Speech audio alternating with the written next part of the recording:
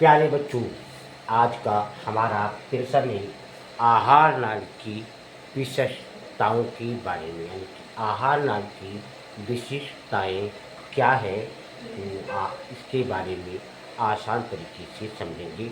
आपको एक बार में ही याद हो जाएगा। हम पूरी उम्मीद के साथ कहते हैं, शर्त यह है कि आप लोग लास्ट तक वीडियो देखें। तो आहार नाल जो होती है, तो ये हमारा ये मुख है, ये मुँह है, मुखवा है, इससे यानी गुदातर ये पूरा आहार नाल होता है। तो सबसे पहले किसी की विशेषताएँ किसी के बारे में लिखना होता है, तो सबसे पहले हम लिखेंगे कि जो आहार नाल के बारे में बता रहे हैं, तो लिखेंगे कि आहार नाल की विशेषताएँ निम्न प्रकार हैं, फिर नंबर डाल डाल करके लिखेंगे।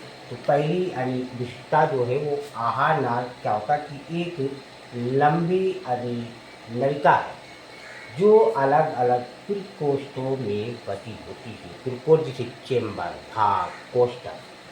तो आहार नाल एक लंबी नलिका होती है जो प्रकोष्ठों में बटी होती है।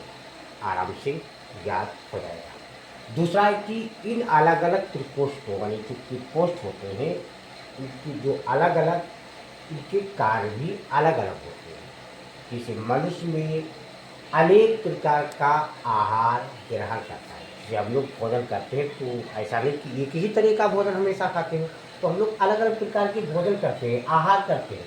और भोजन के विभिन्न घटक होते हैं। जैसे भोजन में जैसे प्रोटीन पाया जाता है, कार्बोहाइड्रेट व वसा की पाचन के लिए अलग अलग प्रकार के एंजाइम की आवश्यकता भी होती है।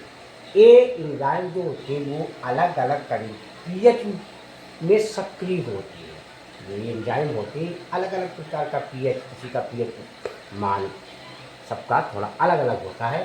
तो ये एंजाइम जो होती है वो अलग अलग पीएच में सक्रिय होते हैं। आहार नाल के ये प्रकोष्ठ विविध प्रकार के अवशोषण व वैक्षेपण हेतु अनुकूलित होते हैं।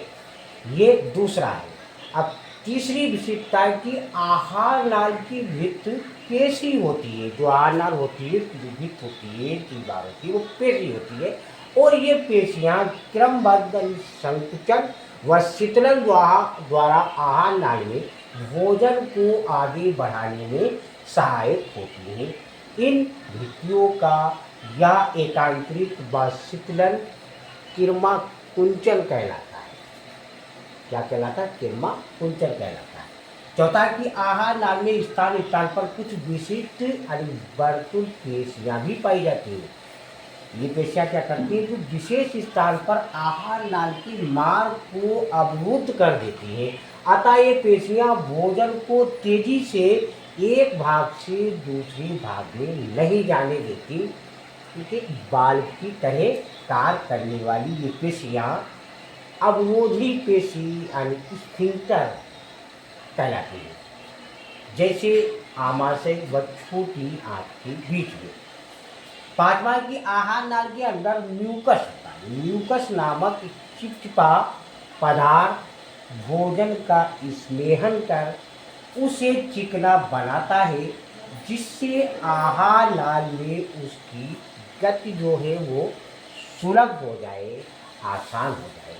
तो ये है आहार नाल की विशेषताएं। प्यारे बच्चों, बायोलॉजी क्लास 10 का जो चय कार्यक्रम के प्रयोग से लिया गया है। लाइक, सब्सक्राइब, कमेंट, शेयर मत कीजिए।